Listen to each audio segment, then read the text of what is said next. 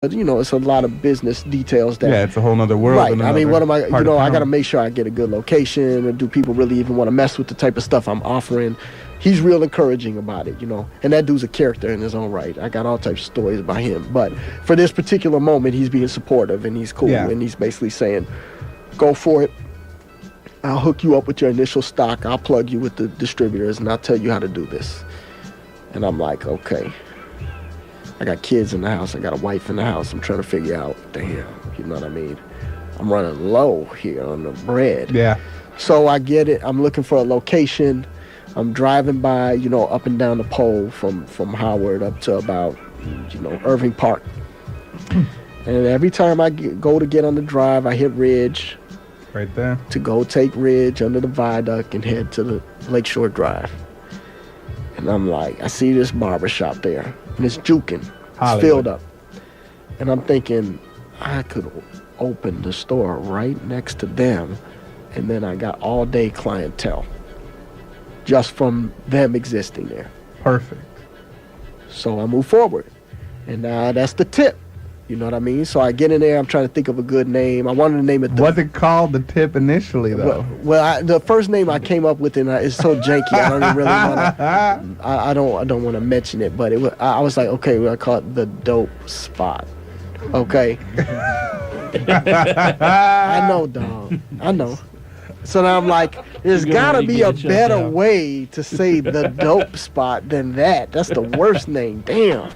But I couldn't come up with nothing for a long time. And I was like, wait a minute. A dope spot is a tip. It's the tip. This is the tip. And the police was really happy to have the tip going to that. The tip? What does that mean? You think I don't know what that means? You think I don't know what a tip is? What are you selling there? I said, it's all CDs, sir. So, set up shop. And honestly, I had the middle case. CDs. Everybody knows the middle case. Doll. Everybody knows the middle case at the tip. That was where all the Chi-Town and Indiana shit was. So I filled it up, but I was really thinking of it really as an afterthought, honestly. I thought, of course, I got to sell all my homies' music, but here's the first case with Jigga and all that bullshit. Yeah. And so that's what I figured everybody from the barbershop is going to want. But slowly and surely, people come in and psychodrama. Damn, I've been looking for this CD. Ooh, this that old do or die or this. And the middle case started being the case. That's what everybody wanted. So I'm like, damn. I'm like slowly pulling my budget for all the major label releases and just buying more and more independent shit. Yeah. And these guys, dog, keep it real. They couldn't sell these CDs. So I'm calling them up talking about, maybe not psychodrama might be a bad example, but a lot of this more ultra underground stuff, they could not sell it. And so I'm calling them up being like, I need 40 more. I need 50 more. I need 30 more. And they'd be like, damn, what are you doing over here? They can't sell it. How am I able to sell it? You know what I mean?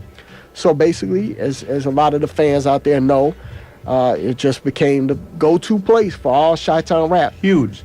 And you were having in-stores there for all these cats. And then we opened the website while the store was still active, thetipcds.com. For anybody who hasn't been there, all your Chicago rap needs. This is a shameless plug.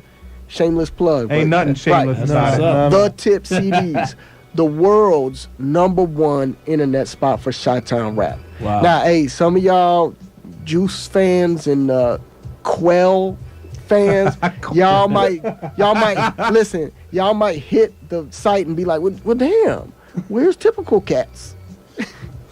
This is a certain kind of Chi-Town shit we do at the Tip, and it's that gang bang boogie.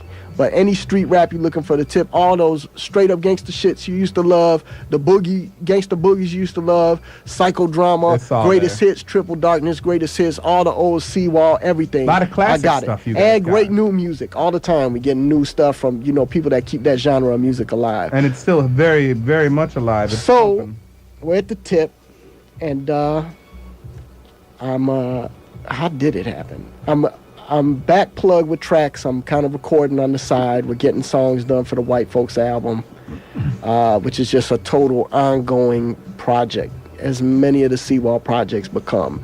It's not like I used to do where I go into Chicago Tracks and record an album in 72 hours.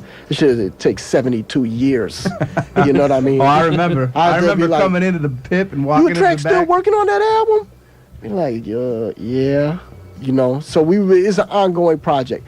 But you know what? I take nothing away from the way my guy does it, because it comes out classic. You know what I mean? But I'm just talking, you know. He's kind of on that. Tip. You know what though, Dre? Or he's like, I was gonna say, he's kind of on that Dre, puffy type vibe. Yeah, you don't gotta put an album out all the time. As long as when you do put out one, it's groundbreaking. And it is. Everything he touches is. So I'm driving home with my guy who was just a customer at the tip, Lil E. Yeah. We go to a studio session. I'm trying to remember what song we was even recording. I don't even remember the song. Maybe That Wang, one of the songs off the White Folks album. So we're driving home. Trax has like a temporary studio on Harlem and near North Avenue. And so we're over there leaving. We're driving home about 2 a.m. I start telling Lil E about this movie concept I had. Okay. And I tell him about, I had this dream, and I woke up and I had the whole premise of the movie in my head. So I stayed up for like 3 hours and wrote a screenplay out. The whole, you know, the skeleton of a screenplay out from my sleep. And I'm telling him the story, and he's like, man, that's good. That's good. And I'm like, I should just make this a movie right now. I fuck this, man. I'll make this movie. And I take out my cell phone and I call Coney Rock, who was and there's no disrespect to Coney, because, you know, his resume was kind of shallow at the time. He hadn't really done too much, but he was the only dude I knew with a camera. Wow. Congratulations, Coney. I always told you were the man. And I'm like, hey, Coney. I said, Coney, it's EC Illa. I said, I got this idea, man. Just tell me if you're open to the idea. If I threw you a couple stacks, man, you film this movie for me? Coney's like, shit, a couple stacks? Like, I was thinking in my head, damn, I could have got this dude to do the movie for free. Okay, so we start planning. I call, basically. It's Forrest. Was it? Okay. You got your money, dog. Oh, look at that. Coney got 4 stacks. Okay, y'all. Coney knows exactly how much it was. Okay, so I make the call to my guy, Jeffrey Robinson, a.k.a. Young Buck. And I call Buck, and I'm like, hey, Joe. Hey, Joe. I said, come to the tip, dog. I got an idea I want to run by you. So him and Side come by the tip. And I think at this time we had the Tip Studio in the back too, which was, you know, some of y'all North Pole rappers will remember that fondly too. Another North Pole classic. So I have my guy Serge watch the counter, and me and Buck inside go into the back, and I tell him, hey Joe, I got this idea. And I run down the whole movie. I promise you, dog. By the time I got done, I'm like, okay, and then it ends, and we in the cemetery, and then it's me and you, Buck, and I say this, and you say that, and then it ends, and Time versus Life starts playing, and you see the back of the car driveway, and I'm getting real intricate about exactly how it came to be. Yeah. Them boys started clapping like the movie ended. And you know, Buck got the lurch. He got the lurch. That's an excellent idea for a movie. Let me be in your movie. So we clear it up, you know what I mean? And I basically I get the funds together with my guy from World One. I tell him, look, I got this movie, man. We can make a movie. He's like, man, you know, he wanted to do this record label thing. I kind of plug him with TD and a couple other people, and we make the movie, man. And I do want to say something about the movie, because I get real annoyed and agitated by people who complain about the fucking length of the movie. I'm talking to you, Joe. Y'all who are listening right now who complain about the length of my movie. Why is it only 45 minutes? Why was that last song only 3 minutes? Listen. If you can only do movies like you can rap. That movie was hard as hell to make, Joe. And there's a reason nobody has made any movies since I made that movie, dog. There's a reason why I haven't made no movies since I made that movie.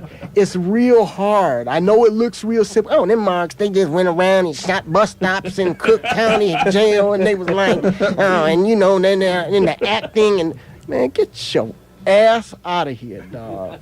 You try to get Buck, Side, Direct, me, and all other Payroll, crazy ass personalities together, Legendary. try to make it scripted out and make sense into a flick.